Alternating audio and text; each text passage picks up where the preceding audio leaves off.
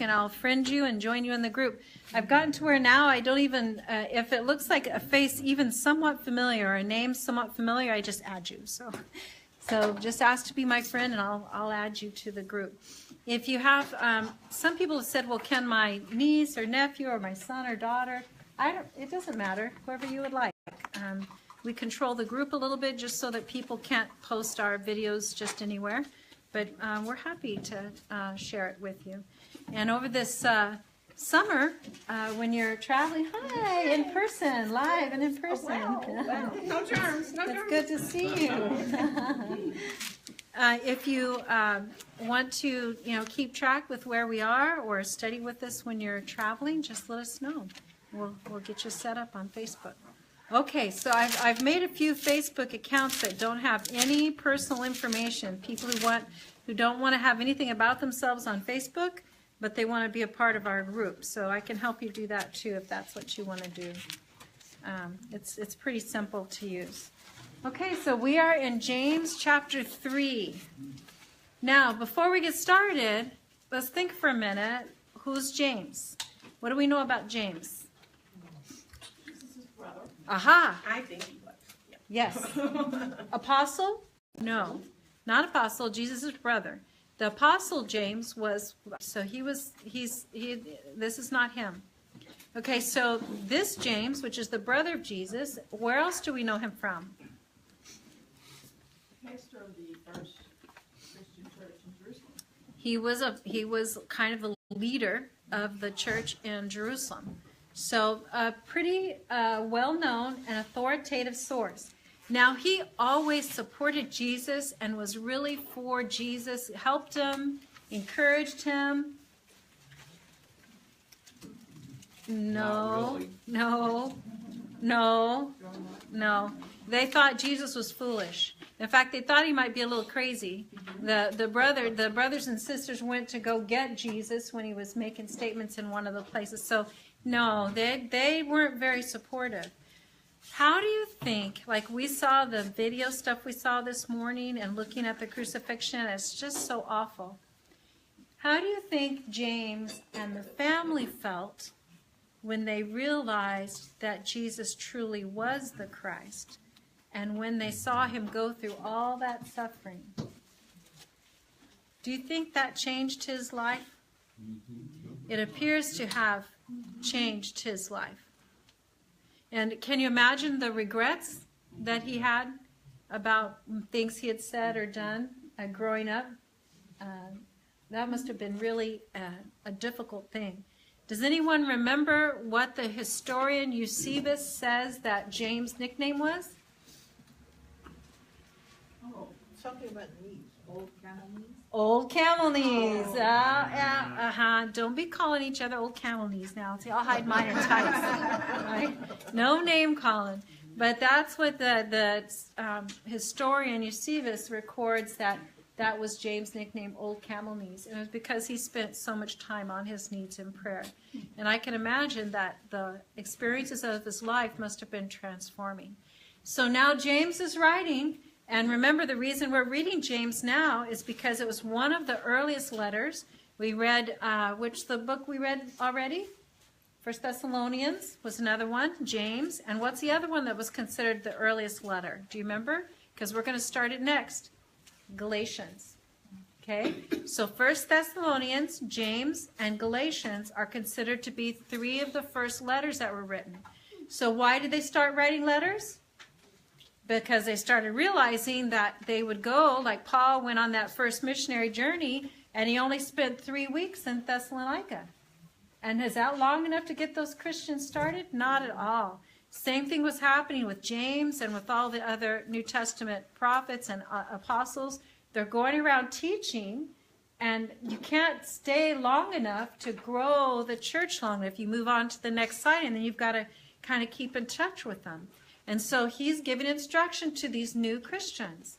Now, what's nice for us is it kind of clarifies a few things about what's expected once we begin our life in Christ. Now, chapter 3 gets a little bit personal. Chapter 3, verse 1. Not many of you should presume to be teachers. Oh, man. My brothers, because you know that we who teach will be judged more strictly. Why is that? Why do you think James is saying that someone who teaches is going to be judged more strictly? Because they An have, example. have the knowledge. Yeah, you're supposed to know it all. Be an example for everybody. An example, you're supposed to know what you're saying. You could mislead people. This would be a real problem for them, wouldn't it? Because they start these new churches, and pretty soon someone within that new church begins to kind of take some leadership, and they'll begin teaching the scriptures, right? There's not like a curriculum. It's not like they hand you, okay, here's the Bible lessons you teach this year, here. It's not solid like that. And so it was a little tricky. You'd have people that had some kind of differing ideas about things, and they were having to kind of keep a little bit of control of this. Now, James is in Jerusalem. So it was probably a little bit easier to control in Jerusalem because you had all the first-hand witnesses there, right? But as they go out to these other areas, it becomes very difficult to control the message going out. Verse 2, we all stumble in many ways. If anyone is never at fault in what he says, he is a perfect man, able to keep his whole body in check. Okay, now let me say it the way I think he said it. Okay, this is just my interpretation. We all stumble in many ways. If anyone is never at fault in what he says, he's a perfect man. Okay, so which one of you? So he knew there was not a perfect man. This is sarcastic. You won? One? Only one. And look what they did to him. Right. So he's saying it's sarcastic. He's saying, if you're perfect in everything you say, then you're a perfect man. So which one of us is perfect in what we say? Now, I think there are people who say, well, sometimes I might say things a little rough, but I do the right thing.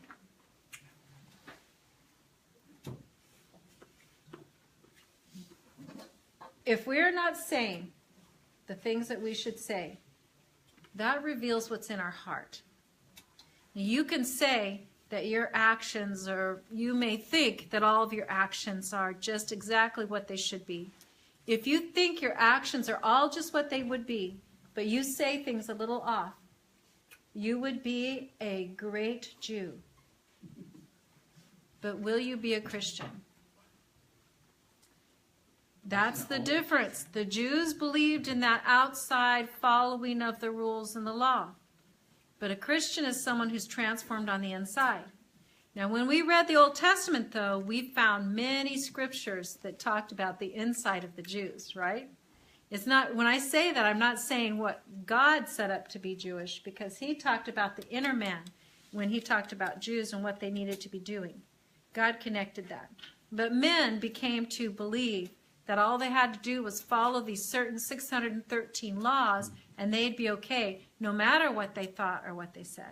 Don, you have something on the tip of your tongue. I think that everybody needs to engage mind, before they engage tongue. Yep. And we'd all be a lot better off. That's coming in about the next 3 verses. Yes, it is. Yes, it is. Absolutely. You're absolutely right. And the thing for me is, one of the things that I keep thinking about is if what I say is wrong or off, then that reveals something on the inside of me. And that becomes an opportunity. Where did that come from? Why did I say that? Why did I react that way? Why does so-and-so make me so angry? Why does this person or why does this situation cause me to become so bitter? Where is that coming from? For Christians who've been a Christian for a while, that's one of your first clues. When you hear yourself saying something, you're going, why am I saying that? That's a clue that something in what you're thinking is not right or what you're feeling. And you need to go back and revisit that. Because that doesn't just come from nowhere. When we say things like that, it comes from somewhere. So take a look what James has to say in verse 3. When we put bits into the mouths of horses to make them obey us, we can turn the whole animal. Or take ships as an example. Although they are so large and are driven by strong winds, they are steered by a very small rudder wherever the pilot wants to go. Likewise, the tongue is a small part of the body, but it makes a great boast. Consider what a great forest is set on fire by a small spark. The tongue also is a fire, a world of evil among the parts of the body. It corrupts the whole person, sets the whole course of his life on fire, and it itself set on fire by hell. Now wait. Just by words? Just by words? How did God create the world? He spoke. What does John 1:1 tell us about the Word? The Word became flesh and dwelt among us. Who's the Word? Jesus Christ. God created using the spoken word. God's own Son is called the Word of Life. Do you think God cares about what we say? We need to be much more careful about what we say. Much more careful. Yes? Yeah. We need to be more careful about what we say. God's word has creative power. Does our word have creative power? Verse 7, all kinds of animals, birds, reptiles, and creatures of the sea are being tamed and have been tamed by man. But no man can tame the tongue. It is a restless evil full of deadly poison. With the tongue we praise our Lord and Father, and with it we curse men who have been made in God's likeness. Out of the same mouth come praise and cursing. My brothers, this should not be. Can both fresh water and salt water flow from the same spring? My brothers, can a fig tree bear olives or a grapevine bear figs? Neither can a salt spring produce fresh water. If your words are bitter, hostile, aggressive, snarky, unkind, unforgiving, what does that reveal about what's happening inside of you? When you change what's inside of you, your words will naturally change. So as you allow God to do that work in your life, as you allow God to forgive you, and you turn and forgive other people, then your words will change. Unkindnesses will change. You'll begin to feel and recognize it'll change from the inside out. So some people say, I don't know if this works very well. If you really struggle with the words that you say, tell me if you think this will work. Some people just say, zip it up. As soon as they realize they're starting to say something, they just stop. Just stop. Just don't say anything. Now, does that really change what's inside? Not yet. It could. But it could. It's a good start. Good start. Is it better than putting the word out there? Yes. Yes. Plus, you know that you are getting ready to say something wrong. Yes. Try and catch yourself. You're accountable for it. Yes. Yes. Some say that that's the best thing. The trick is then what do you do about it? How do you deal with where that's coming from? How do you address that inside thing that's causing you to say that? Anyone have any good suggestions for that? Vern? You make a list of things that really upset you, and you put it down on paper. And then you think about, a lot of them are going to be relationships. And you write down everything you don't like about that person. And that's the fun part. And then you go back and you write down what your part in the broken relationship is. Ooh, And that takes a little bit longer. that would be the hard part. And then you have to forgive them. Oh. And you have to pray for them. Oh, that God that's would gotta give hurt. them just what they deserve. No, you don't do that. That's what you want for yourself. What you want for yourself. Yeah. So that sounds like a great plan. I would say that if you struggle with that, Vern might have some really great ideas on how to work that through. That sounds like a great way to work it through. Anyone else have any ideas? That's a hard one, isn't it? He said to pray for those that persecute you and hate you. It's hard sometimes. Very hard. But it is putting action behind your feelings. When we listened about the story of Christ and the people who came against him, he did answer a little bit, right? But then at one point he just shut up and he just didn't say anything. So I think that is a way we can respond.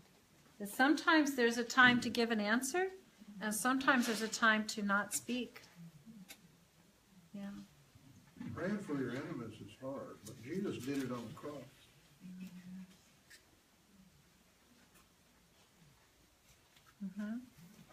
There's one more thing. Hmm.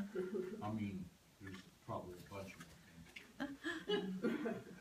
But some things you can't do anything about. You have no control over the people, place, or thing. And you have to learn to accept that. So do you mean we have to believe that God, the creator of the universe, knows what he's doing?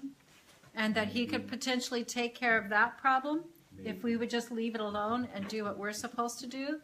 That perhaps if we were loving and forgiving and kind and all the things that God has asked for us to be, he'll take care of that dirty slime and so-and-so? Right? I told you before that I really love the song, God Will Take Care of You, right? Because I think of it both ways. God will take care of you. Right? Because who's our defender? God is our defender.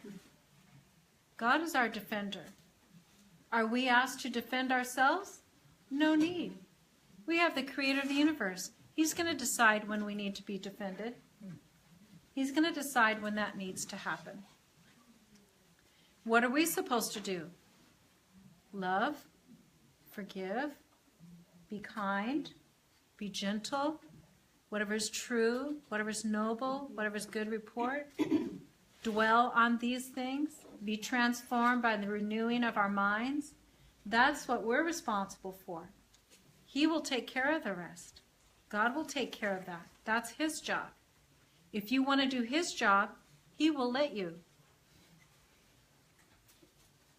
But if you will trust in him and let him do his job, he will do it in his time, his way, and he'll do it for real.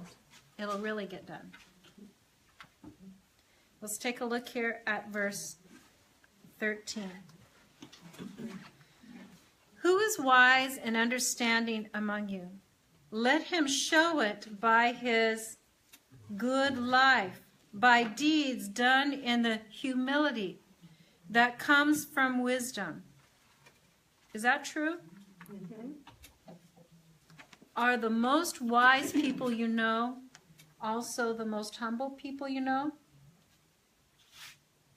They are for me. They're not prideful people. They're confident people that I know, that I consider to be wise. I find them to be confident, but not egotistical. Sort of like Yoda. Yeah, yeah, yeah, kind of like a Yoda style. Yeah, people who are wise. My dad said it's because, and I consider my dad very wise. He said he learned as a young man that if you shut up, people think you know more than you know. Vern, someone's outside. I don't know if they're trying to come in. So don't open your mouth and prove they're wrong. Exactly. That's what he said. He found out that he would go to these meetings, these business meetings or stuff, and he always would have something to say. And he noticed that people weren't listening to him.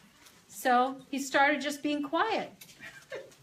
And after a while, people actually started asking him what he wanted to say. And he learned that if he would just zip it up, that people would want to know what he had to say and what his opinion was. Exactly that. Is that true? Is anyone in here just naturally quiet and they've been misunderstood to be wise? Deanne, does that happen to you? But you are quiet. So do people sometimes misunderstand? You feel like they think you know more than you do? Yeah. I open my mouth and remove all doubt. I have a hard time with not, speaking. But my dad said that was true. People thought he was, when he started being more quiet, they thought he was smarter or wiser than he was. Deanne's a naturally quiet person. So I consider her to be very wise, but she doesn't of herself. Which would be typical of, humility is typical of someone truly who does have wisdom, because the beginning of wisdom is understanding who God is and having that knowledge of God.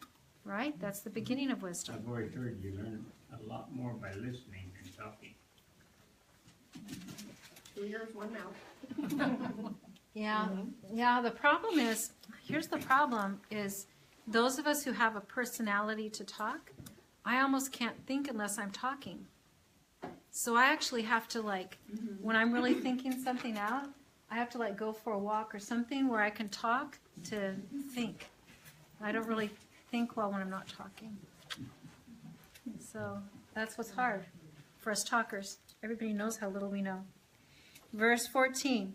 But if you harbor bitter envy and selfish ambition in your hearts, do not boast about it or deny the truth. Such wisdom does not come down from heaven, but is earthly, unspiritual, of the devil.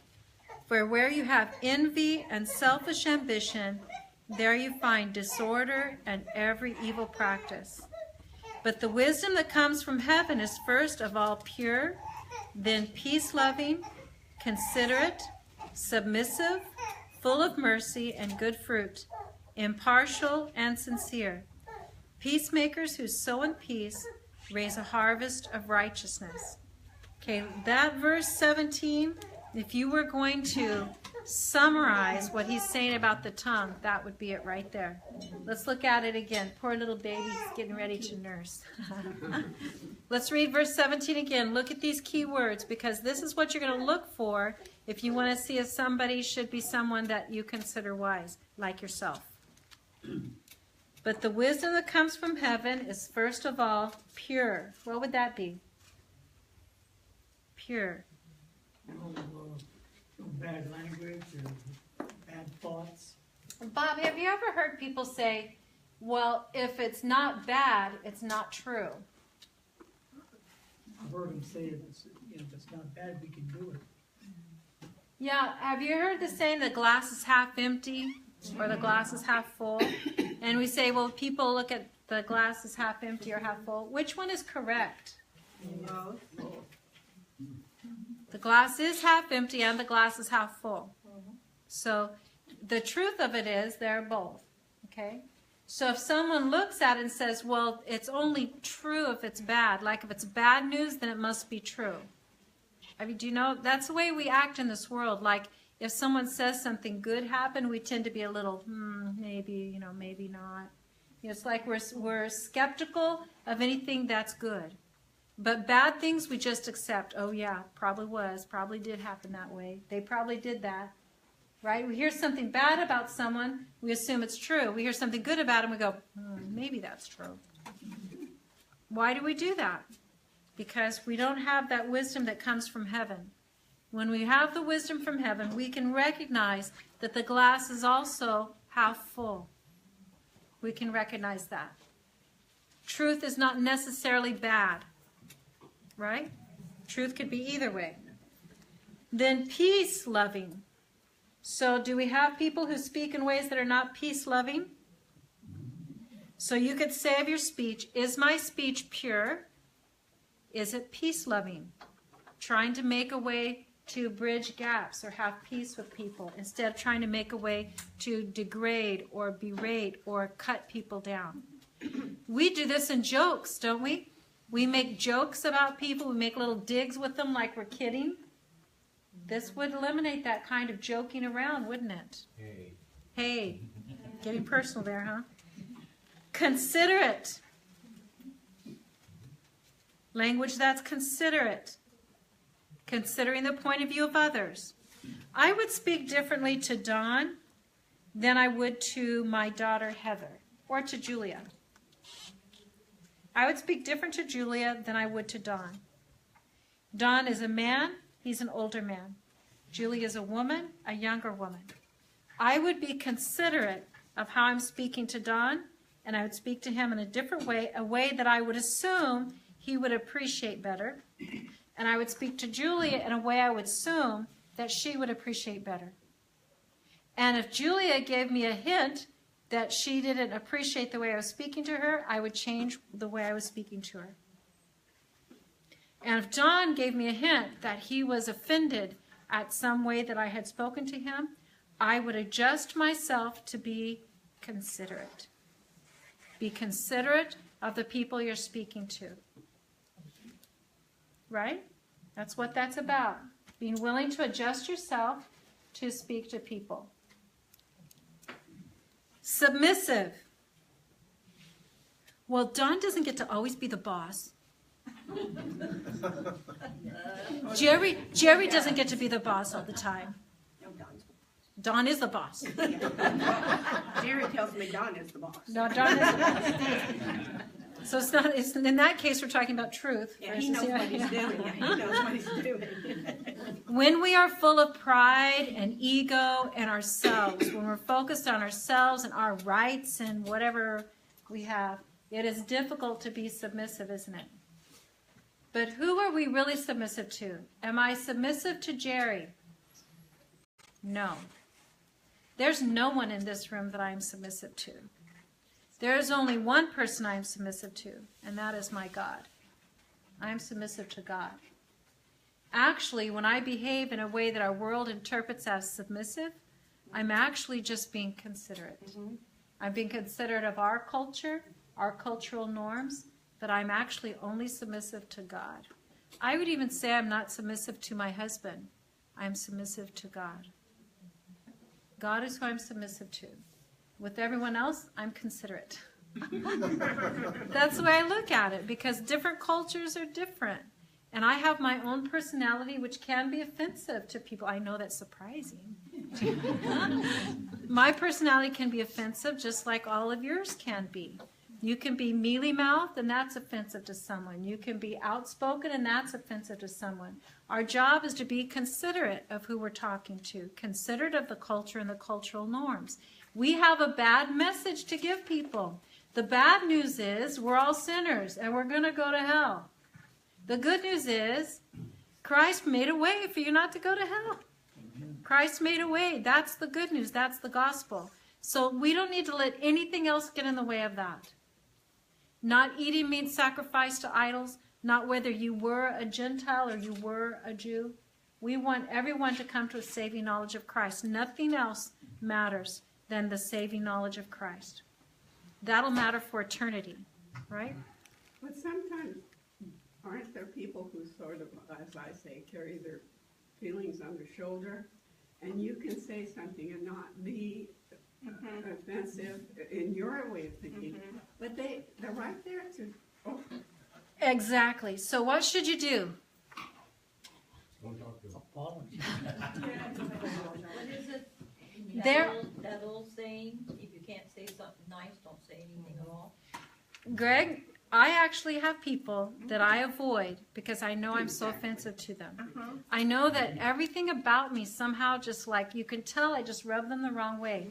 So I'm polite and I'm kind with them whenever I'm around them, but I don't try to torture them. But aren't there some people that it don't matter who it is? that You can only do your best. It's not our job to fix them. Our job is to love them, forgive them, be considerate, be kind, and we let God take care of what he needs to do. If I know what to do to make myself be less offensive, I'll do it. I'd like to wear one of those little rags on my head. I really like those little, what's her name that wears the doily on the head for church, a covering? For Dorothea? Yes. Yeah. I would wear one of those. I would braid my hair or not braid my hair. I'd wear a dress or not wear a dress. There are a lot of things I would do to make myself more acceptable to someone. But the point is that some people are just haters and they don't like you. And the best thing for you to do is just make your presence less with them. Let God take care of where they are. If you get some insight into what you can do, then you can bridge that gap. But if you don't have the insight, say, God will take care of you. Full of mercy. Mercy, applying the same mercy we received to other people. Show them that mercy. We may be the only Christ that people see. And so we show them mercy. And good fruit, impartial and sincere. Peacemakers who sow in peace raise a harvest of righteousness. Well, that's a really great verse for taming the tongue. Verse 4. What causes fights and quarrels among you? Don't they come from your desires that battle within you? You want something but don't get it. You kill and covet, but you cannot have what you want. You quarrel and fight you do not have because you do not ask God. When you ask, you do not receive because you ask with wrong motives, that you may spend what you get on your pleasures. You adulterous people, don't you know that friendship with the world is hatred towards God? Anyone who chooses to be a friend of the world becomes an enemy of God. Or do you think Scripture says without reason that the Spirit He caused to live in us envies intensely? But He gives us more grace. That is why Scripture says, God opposes the proud, but gives grace to the humble. Submit yourselves then to God. Resist the devil, and he will flee from you. Come near to God, and he will come near to you. Wash your hands, you sinners, and purify your hearts, you double-minded. Grieve, mourn, and wail. Change your laughter to mourning and your joy to gloom. Humble yourselves before the Lord, and he will lift you up.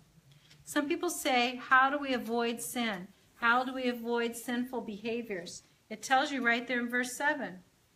Submit yourselves unto God. Resist the devil. I find it really hilarious how I get tempted by things and I don't resist, and then I blame the temptation. Are you like that too? Like you know that this or that is not really what you're supposed to be doing. But, you've got the opportunity. Have you tried resisting? Guess what? It actually works. Sad to say. If you'll resist, it's amazing how that will go away. And then you'll get another opportunity to resist. And you'll get another opportunity to resist. And if we keep resisting, that's how we get away from temptation and sin. Pretty soon, those things don't even seem like temptations anymore because we have resisted. Like chocolate cake. Why does it say, grieve, mourn, and wail? Are Christians supposed to be sad? What does it mean, grieve, mourn, and wail? I'll tell you what it means. When you want a piece of chocolate cake, and you don't get the piece of chocolate cake, and it's right there, and it's a good-looking piece of chocolate cake, but you don't get it, what do? I want chocolate cake. We feel so sorry for ourselves. We grieve, we mourn, we wail. I didn't get to do this because I'm being so holy. We resist, and then we feel sorry for ourselves. And what's he saying? Go ahead. Feel sorry for yourself. Keep resisting. Because when we resist, that's when we begin to find the joy that we're looking for. It says, humble yourselves before the Lord, and he will lift you up. When you do the right thing, when you resist the sin, we feel sorry for ourselves like a little baby, right? And we may grieve and mourn and wail. Get over it.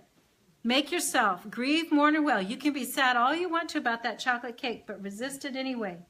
And pretty soon, that chocolate cake will be easy to resist. It'll be easy to resist. And God will lift you up. Do not slander one another. Anyone who speaks against his brother or judges him speaks against the law and judges it. When you judge the law, you are not keeping it, but sitting in judgment on it. There's only one lawgiver and judge, the one who is able to save and destroy. But you, who are you to judge your neighbor? What he's saying is, when you judge, when you slander someone, you're putting yourselves in the place of the judge. Are you the judge? Did Christ say, you are buried in the waters of baptism and you raised to newness of life, now you can judge everybody? It's the opposite. It's the opposite of that. We are not the judge. We have to really resist that. Jerry can eat a piece of chocolate cake. I'm the one who can't have the chocolate cake. Right? It's up to God working within other people on the things they're working on. That's his job. Let him do his job. He created everything around us. I think he can take care of Bob. I think he can. I think he can make Bob who he wants Bob to be. He can work on Greg. I don't need to work on Greg. What's my job to Greg? Love him, forgive him, show him mercy, show him kindness, encourage him. God will take care of renewing Greg's mind. That's what God does. Verse 13. Now listen, you who say, today or tomorrow we will go to this or that city, spend a year there, carrying on business and make money, while you do not even know what will happen tomorrow. What is your life? You are a mist that appears for a little while and then vanishes. Instead, you ought to say, if it is the Lord's will, we will live and do this or that. As it is, you boast and brag. All such boasting is evil. Anyone then who knows the good he ought to do and doesn't do it sins. So you and I, we make our plans. I've got retirement plans. I have this guy, and he has. We have accounts for this, and we have life insurance for that, and we've got this money here and this money there to try to avoid. We're paying it pre-tax, and it's all, they know how to do all this stuff, right? We've got it all set. So now I can relax because I don't have to worry about anything because our financial future is solid. Is that where I should be putting my trust, in my financial future? What do I not know? God knows what. He knows what's going to happen to me later today or tomorrow or next week or next month. Do I know? When we have a tragedy that's coming in our life, a spouse is going to die. We live every day up until that moment thinking our spouse is always going to be with us, right? Until the moment they're taken from us. What I think is really hilarious is we somehow think we're going to live forever, right? We act like, I have really bad news. You are all going to die. It's bad news. Now, some of us will die today, tomorrow, next week, next month, next year. Some of us maybe will be here till the Lord comes. But guess what? You can pretty much plan that we're all going to die one day. And yet when it happens, oh, God took so-and-so. It was so terrible. And isn't it funny how I get that we mourn when people are gone because we miss them. And we miss the joy that we had, that we shared with them. But we don't grieve the way the world grieves. That kind of grieving is gone from us now because we know that we're going to spend an eternity in fellowship together with God. And so we can trust that God knows when the time is going to happen. And He's planning things so that it'll work out the way that it needs to work out. And sometimes it's for our good, and sometimes we're going to suffer. Sometimes it's going to be hard for us.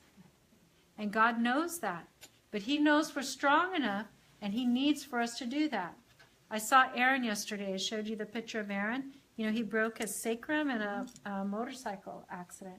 And so he can walk and stand, but he has to be careful about how much weight he holds because that sacrum is still healing. And it'll be another 3 months before he can be back to his full activity. So it's been a long healing process. So why? Why did that happen? Christian young man, strong witness, has a volleyball Bible study that he does, very responsible young Christian man. Why did that happen to him? An accident. Why didn't God just heal him? Poof. We don't know. He's in the process. He doesn't make puppets out of us. We have to live in it now. Part of his witness now will be in the comeback. Those of us who've been through difficult times, we know that God uses life to teach us the lessons he needs us to learn. Do we always know what the lesson is? We don't always know. If it is a lesson for Aaron, Aaron will know it eventually. But what if God needed Aaron, for that to happen to Aaron, because there's a helicopter pilot that flew him from the sand to the hospital that needed to hear something that Aaron said. Aaron may never know. He may never know. And is he willing to be that person? Are you willing to be that person? Are you willing to do what God tells you to do, no matter what, and allow God to decide whether that's what needs to happen? How do you think John felt on the Isle of Patmos, imprisoned on Patmos? Don't you think he had moments thinking, why is God trapped me here? Why am I trapped here?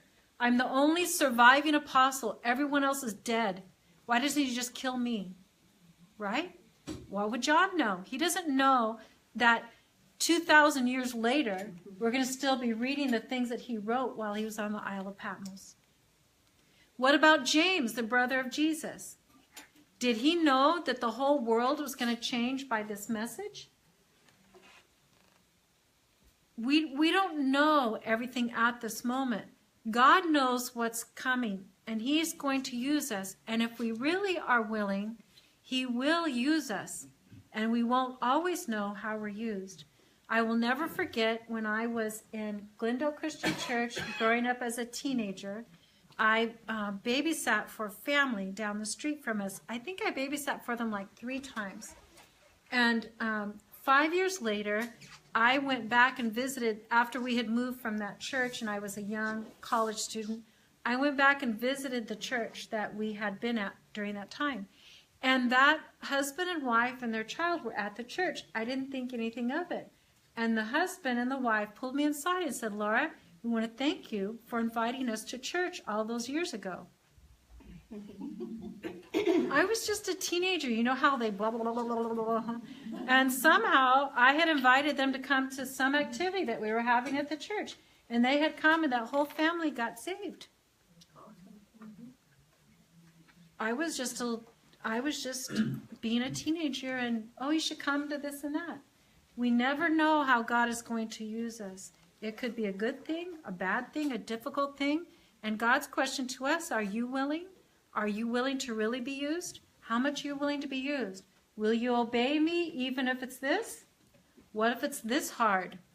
What if it's this hard? Are you up to it? Is your faith strong enough? Will you hang in there?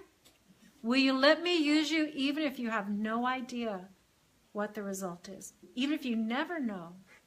Never know. Will you be willing to be used? I don't know. It's kind of scary to me. Okay. Now listen, you rich people. Weep and wail because of the misery that is coming upon you. Your wealth has rotted and moths have eaten your clothes. Your gold and silver are corroded. Their corrosion will testify against you and eat your flesh like fire. You have hoarded wealth in the last days. Look, the wages you failed to pay the workmen who mowed your fields are crying out against you. The cries of the harvesters have reached the ears of the Lord Almighty. You have lived on earth and in luxury and self-indulgence. You have fattened yourselves in the day of slaughter. You have condemned and murdered innocent men who were not opposing you. Okay, so we should just be here and just grab it all. Get all you can before you die. That's this kind of attitude. It's saying, really, really, having those nice clothes is that important to you? Piling up a pile of gold? What are you going to do with that gold when you're rotting in the grave? when your body is no longer here? What will happen to all of that? When I went from a 3,000 square foot house down to a little fifth wheel, I kept telling myself, Lord, why didn't I listen to you when you said, don't keep your treasures here on earth, but in heaven? It's amazing, isn't it? Amazing. It's amazing. I do think that when we do that, when we downsize like that, we kind of have a great awakening to realize. My mom is realizing how meaningless the pictures she took. I don't know if I can get to the point she's at, but she's 78, and she has piles and piles and piles of photographs, and she wants us to take them. But what are we going to do with them? We take a picture of the photograph, and then we have it forever. I remember crying when my son Aaron came back. He was going to be moving out on his own, and he went through all these boxes of certificates and things. He took pictures of them all and threw them all away. And I didn't want him to throw them away. I don't know why. What's he going to use? What's he going to use a certificate that he got from Awanas when he was, 8 years old? It's not meaningful, but it's funny how we treasure those things, and those things really are not. His family will treasure them on, because my mother saved everything that she ever had of me. And when I was going through her things, I found these things, and I've taken pictures, and now other parts of my family are now remembering her much more than she had ever been. So all the memories do not. The memories are the key, right? Yes. Yeah. But some people do, I mean, generations down, care about that was their great-great-great-grandfathers, but other people don't. And so, to me, I want to just have the memories. I don't need the stuff. It's just stuff. But she had boxes of pictures. Oh, yeah. Boxes and boxes, because in that time, and we albums and albums and albums of pictures. And we'll take one that represents this time or one that represents that time, but the piles and piles of them. But I can't throw them away. I just can't do it. My parents had boxes full too when they passed away. One of my Don't ever put them away without writing on the back explaining what they are. What they are. There you go. There you go. Yes, May? One of our great-grandsons come to me one day and he said, I want to see a picture of you when you were young. Mm-hmm. And so I went back and looked through, and I found some of me Yeah. when I was about 13, 14. Yeah, we have pictures of everything. We had a family friend who were precious to us. Bob Carnes painted that picture. Bob and Fanchon Carnes. They had no children, and they outlived their extended family, so they were the last of their own family. But as friends, we were their friends, my mom and dad. And so when she finally passed, he passed first, and then she passed. There was no one to take care of their stuff, And I found greeting cards and things that she had made. She was very crafty, and he was too, an artist. And so those things that are left, I treasure because I remember them and the fellowship that I had with them. But other people, it's just stuff. It's hard. It's hard to. There's emotion attached with those things. I've got boxes of pictures, and I don't know what to do with them. I'm going to give them to him. There you